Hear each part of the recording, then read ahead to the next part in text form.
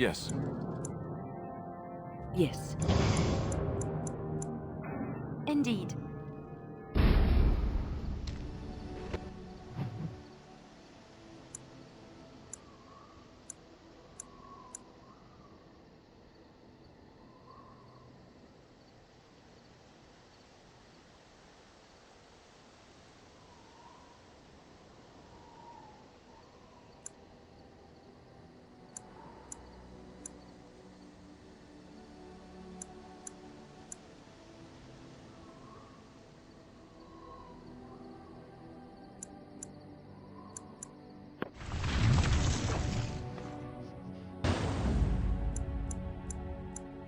Yes.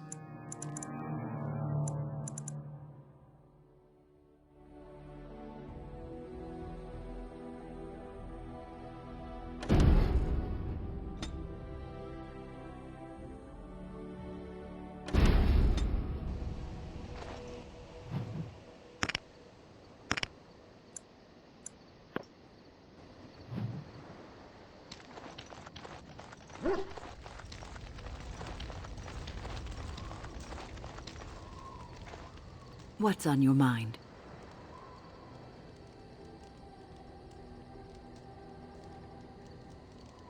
Cure me? What, am I sick now?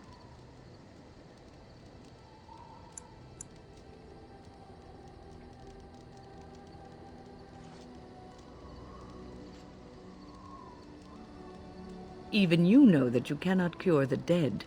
And I'm not the only one dying. You are too. I'm just more efficient about it. Ah, child, your concern is heartwarming. But death comes to everyone, and it is not something to fear.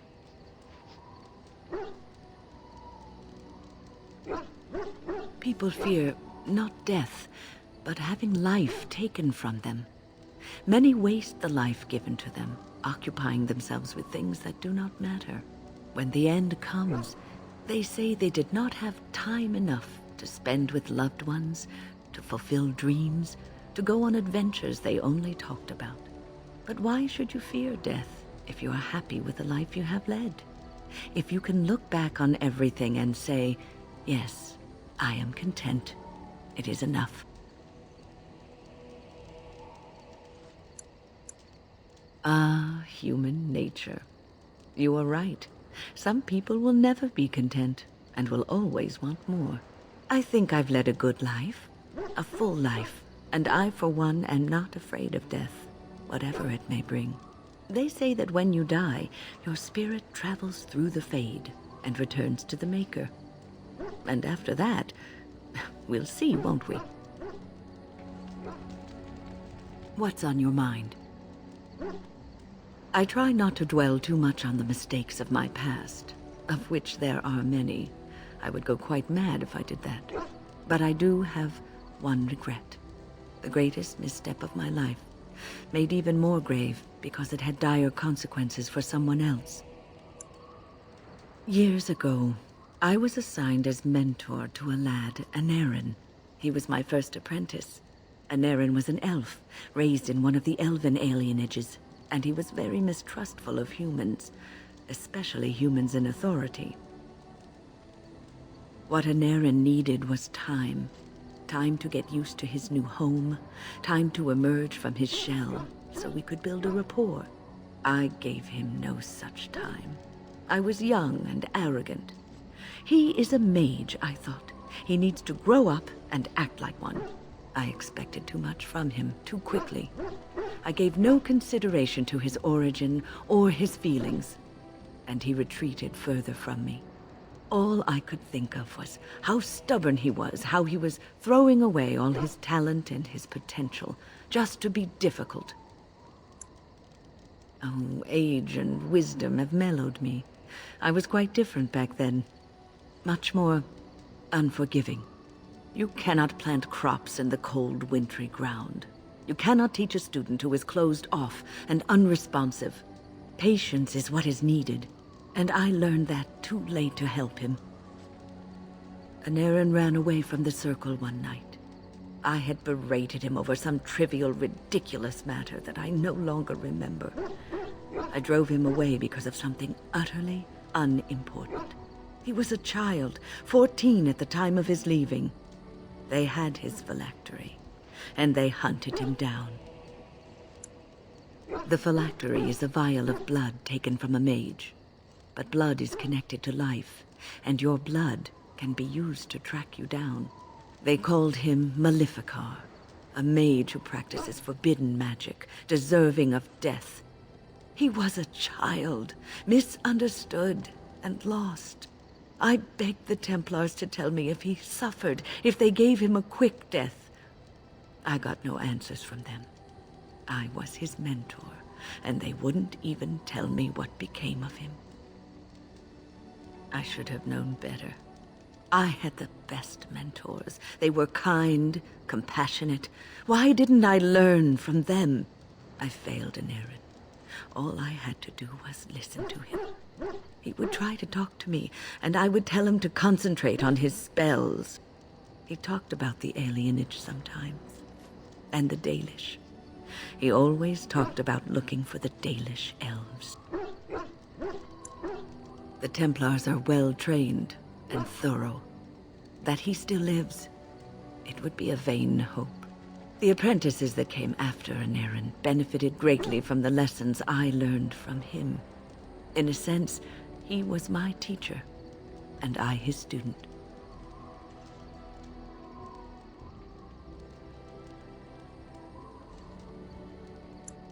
And there it is. My story. My one greatest regret.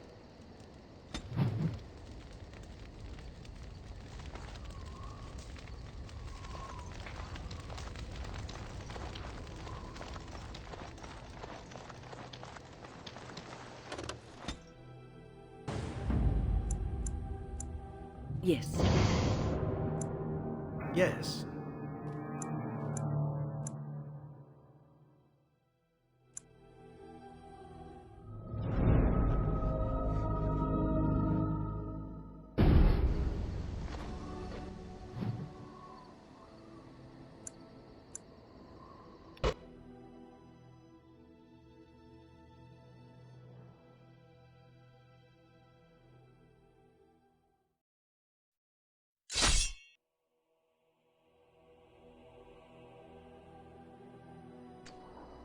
We've been waiting for you, Warden. We should do something, and quickly. Got it.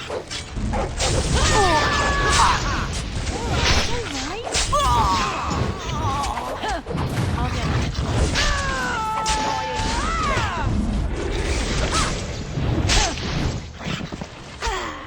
Now's better than later.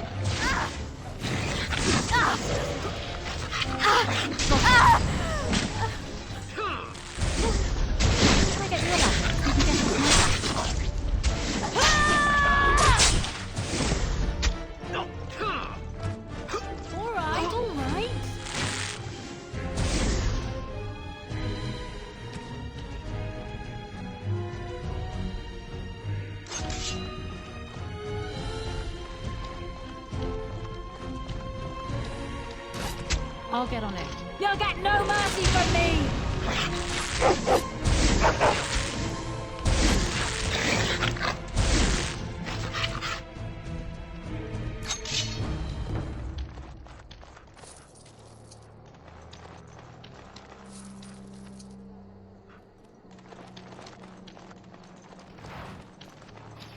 Awaiting orders.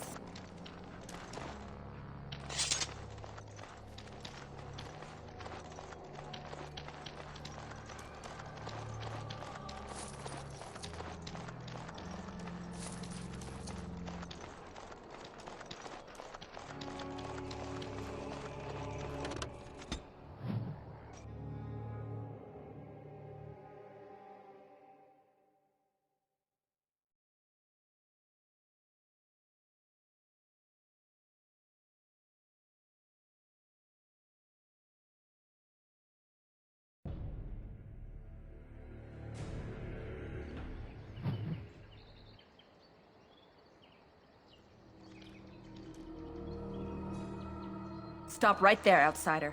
The Dalish have camped in this spot. I suggest you go elsewhere and quickly. I find that hard to believe. What business could we Dalish possibly have with a group like yours?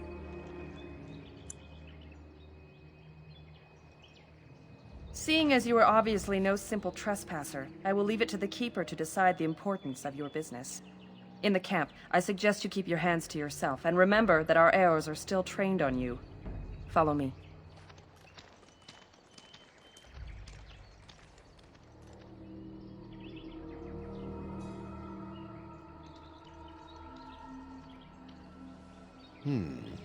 I see we have guests. And a hound amongst them. As if we haven't had enough problems with such creatures. Who are these strangers, Mithra? I have precious little patience and less time to spend on outsiders today. I understand, but this one claims to have important business with our people. I see. Tell me, stranger, what business could you possibly have with us? We have our own issues we must deal with, as you can see.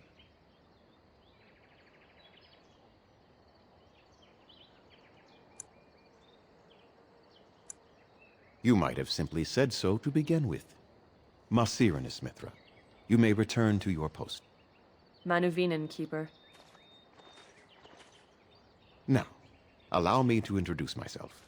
I am Zafrian, the keeper of this clan, its guide and preserver of our ancient lore. And you are? Manners. From a Shemlin. Interesting. What might be your mission here? Have you come to spread news of the Blight?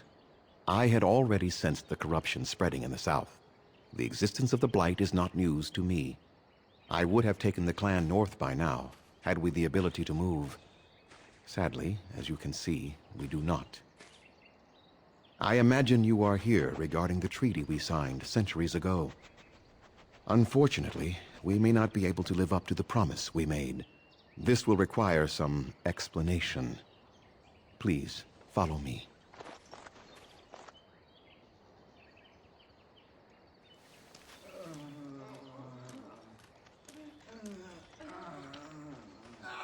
The clan came to the Brazilian forest 1 month ago, as is our custom when we enter this part of Ferelden.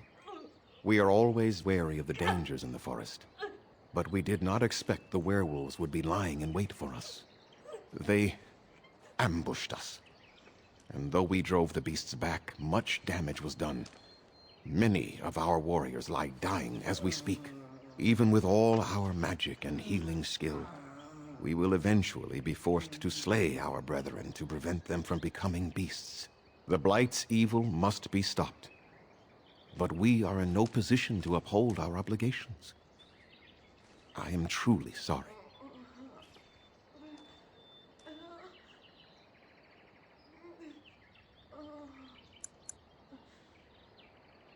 They are savage and unrelenting. They need no reason to attack anyone.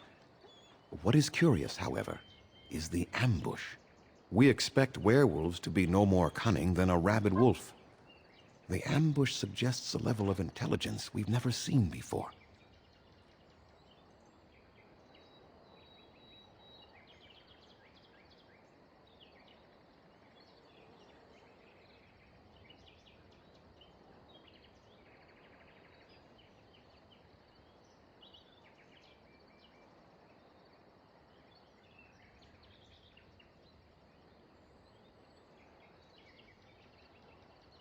The affliction is a curse that runs rampant in their blood, bringing great agony and then ultimately either death or a transformation into something monstrous. The only thing that could help them must come from the source of the curse itself, and that would be no trivial task to retrieve.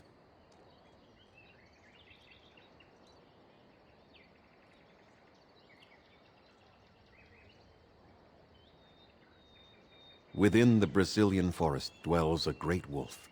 We call him Witherfang. It was within him that the curse originated, and through his blood that it has been spread. If he is killed and his heart brought to me, perhaps I could destroy the curse. But this task has proven too dangerous for us. I sent some hunters into the forest a week ago, but they have not returned. I cannot risk any more of my clan.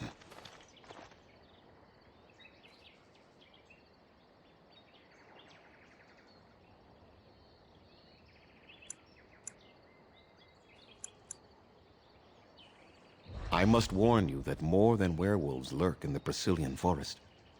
It has a history full of carnage and murder, you see. Where there is so much death, the veil separating the spirit realm from our own becomes thin, allowing spirits to possess things, living or dead. But if you can indeed help, then I wish you luck. Make them quick, if you please. I have much to do here. My apprentice Lanaya or Sayrel, the clan's storyteller, could provide you with answers just as easily. Watch for the white wolves. They are his eyes and ears in the forest. There is not much to say. It stemmed originally from Witherfang, but now any werewolf may infect someone with it.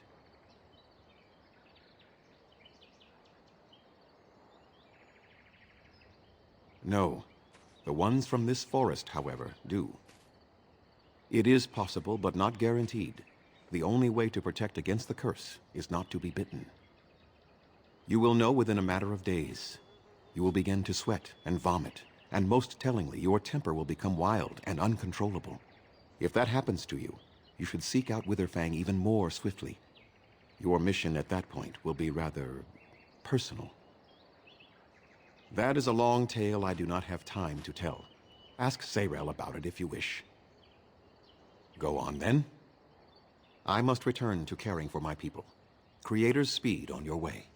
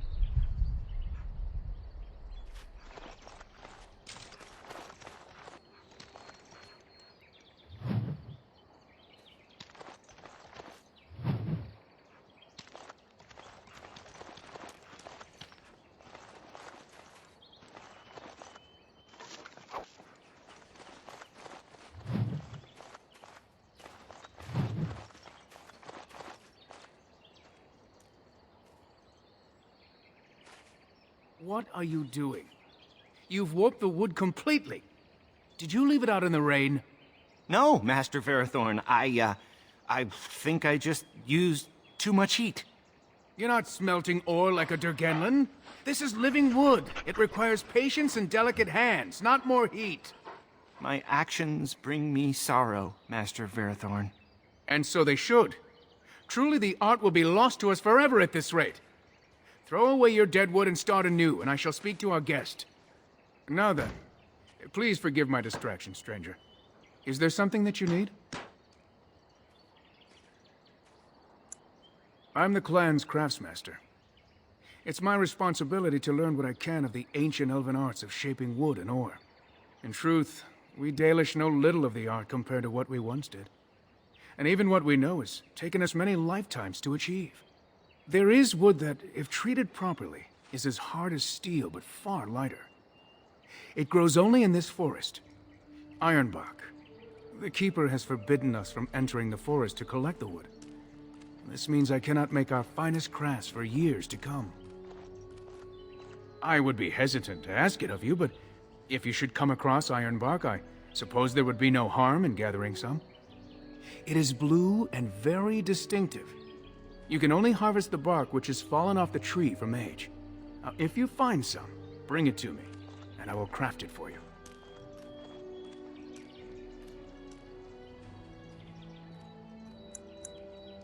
That would please me, so long as our hunters come first.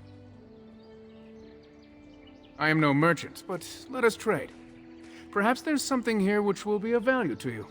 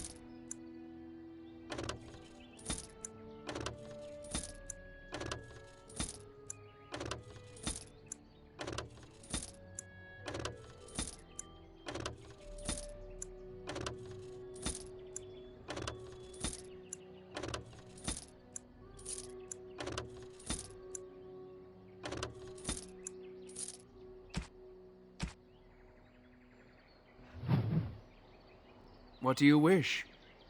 I am no merchant.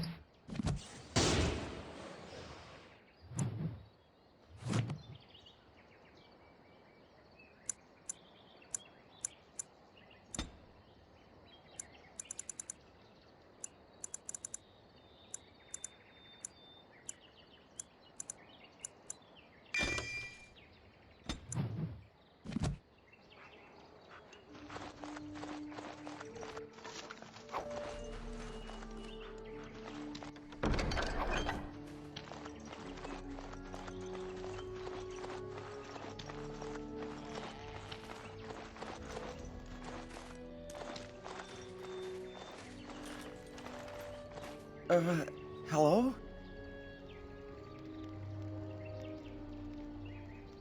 I am Kamen, a hunter apprentice.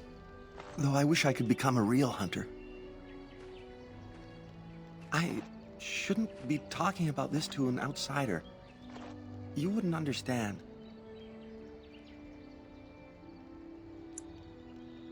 I suppose there's no harm in it. It's not like you can help me. I've been an apprentice for too long. To become a true hunter, I must bring back the pelt of a beast I killed myself. A boar or a wolf or something. I wanted to hunt in the forest, but we're forbidden to enter because of the attack. But the real problem is Gaina.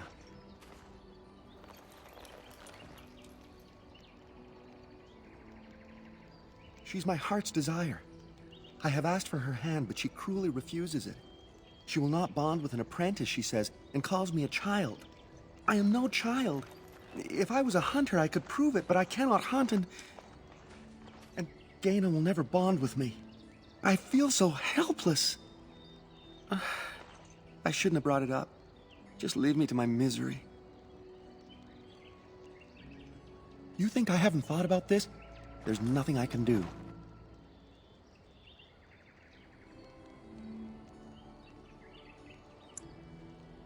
I suppose you could, but what good would that do? The situation hasn't changed. Really? I'm willing to try anything. Siranas, oh ma Siranas, I will pray to the goddess of love that you are successful.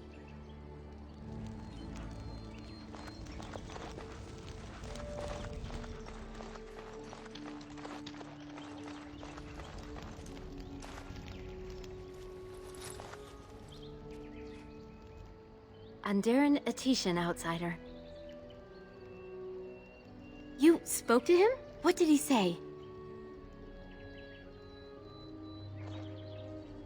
Oh. I don't expect an outsider to understand our ways, but I just can't bond with Kamen. He's been a hunter apprentice for over 2 years now, and he's yet to slay a proper beast. Each time he's tried, something has gone wrong. Perhaps the creators do not wish us to bond. I cannot bond with an apprentice hunter, can I? But what if he never becomes a proper hunter? What will become of our family?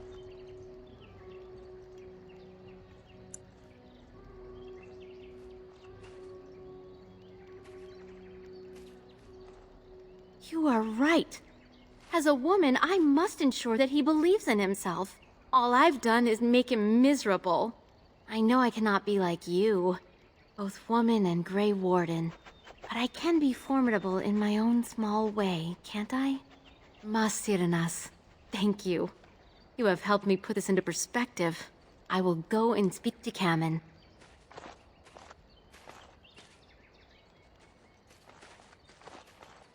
Kamen, I have been a fool. Gaina? What do you mean? Have you changed your mind? I have. The outsider has helped me to see that I was wrong. I have made you miserable, and I should not have. But what about my hunt? I don't care about that. I know you will pass your hunt in time, and we will be happy. Us and our children. Thank you, Gaina. You've made me a happy man. I feel blessed by the gods today.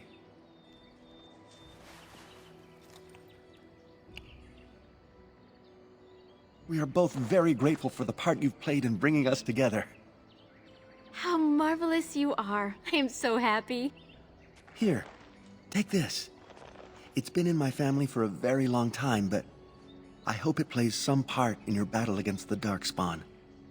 It's the very least we could do.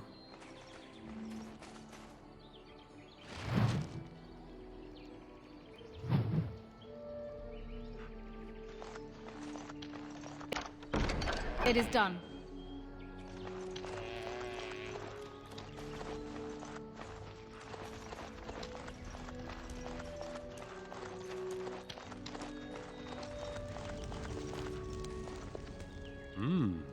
Jaina and Cammon together, I see. Strange that you should take the time to involve yourself in that affair, of all things. I appreciate you trying to find him, but what are the chances?